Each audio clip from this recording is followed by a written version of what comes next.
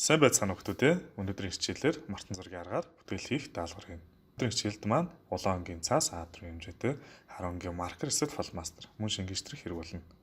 За Мартин гэдэг нь ерөөсөө л улаан өнгийн хэлээд байгаа. Улаан өнгийг илэрхийлж байна. Улаан өнгийн дэвсгэрт дээр 9 зүйлийн буюу олон төрлийн өнгөөр зураг зурхыг хэлдэг байна. За бидэрт маань А4 хэмжээтэй юм улаан өнгийн цаас хэрэг болно. За аван дээрээ хар маркераар эхлээд зургийнхаа ерөнхий хар зургийг гаргана гэсэн үг. За энд газар зурлаа.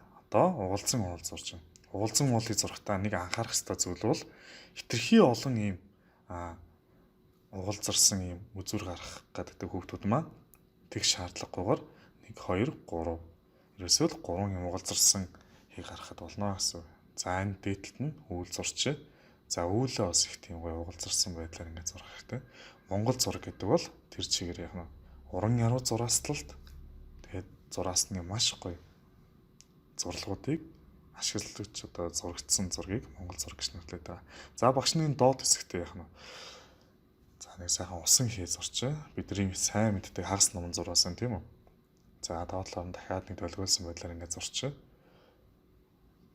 За ингээд за төлгөөнтэй зураасаа нааталт нэгээд газрыг илэрхийлээд ингээд зурчнаа. За ингээд уултаа, өнгөлтэй, устай боллоо. Багш нар энэ хэсэгт нь за нэг Монгол гэр зуръя. Нэг номон зураас татлаа. Доор нь дахиад нэг номон зураас. За хоёр талд нь хоёр талын ингээд хийгээд за хаалгыг ингээд зурчих. За орчнонгоо их өстой Монгол гэр орчнонтой байдаг тийм ээ. Үүний дараагаар тооноо хэлээ. За тоон дээр яндан хийж өгөөд за Монгол гэр ингээд дарж байдаг энийг Монгол гэрийн даруулга гэж нэрлэж байгаа. За яндангаас нь их гоё тийм утаа ингээд суунаглан гарч байгаа зуръя. Утаагаа ялгаагүй мөн яг нь зураасалтын гоё ушгаа зураасаа ашиглаад ингээд хий болгоод хэрэгтэй. За багш нааталт нь юм жижиг бутнууд зурж байна. Энэ яг зургийн маань илүү гоё харагдуулна гэсэн үг. За энд нь яг нэг хөрхөө юм хэдэн хонь зуршихаар багш нэмээс шийдлээ. За ингээд сүүл. За энэ хоньны цаана магадгүй дахиад нэг хонь байж болох юм. За энэ хэсэгт нь багш нэг арай нэг илүү тийм том бутнуудыг зурна. Бутаа зурхтаа хүртэл ингээд маш гоё ингээд зураасны угалзарсан байдлыг илэрхийлж зурх хэрэгтэй. Ерөнхийдөө манай зургийн маань ингээд хар зураг ингээд бэлэн болчлоо гэсэн үг. За одоо штрих аавна. За штрих маань ийм тууцсан биш, ийм шатдаг штрих байгаа. За штрихийг сайхан сэгсэрч байгаад сэгсэрч доторх шаргийг ингэж хөдөлгөж штрихээ сайн гаргахгүй болдог шүү хүмүүс. Энийг анхаарах хэрэгтэй.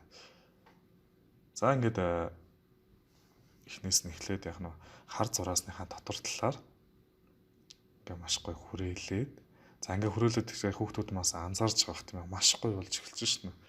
Нэгсэндөө эн чинь яг нь хар цагаан ингээд энэ эсрэг өнгөд хоорондоо ингэж бас их гоё зохицолгоо үүсэж хүний нүдэнд их гоё тийм мэдрэмж төрүүлж байна гэж ойлгох хэрэгтэй. За ингээд үүлнүүдээ их гоё дотор талаар нь ингээд бүгдийг нь сайхан давхар хүрээлээд өгөх хэрэгтэй. Маш гоё харагдчих шүү дээ.